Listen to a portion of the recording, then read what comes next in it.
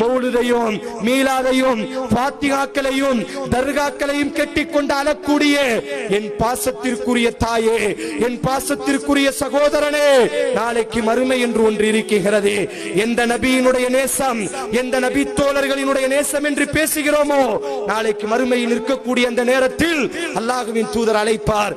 உம்மத்தி, இமாம் புகாரி சொன்னார்கள், முடித்துக் கொள்கிறேன், உம்மத்தி எனது சமுதாயமே.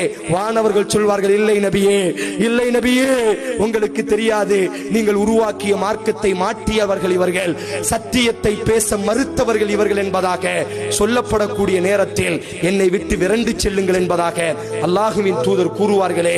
ஆதலால் அந்த இழிவான செயலில் இருந்து உலமாக்கள், இன்னமா யஹ்ஷல்லாஹு மின் இபாதில் உலமா, அல்லாஹ்வை பயப்படுபவர்கள் உலமாக்கள்.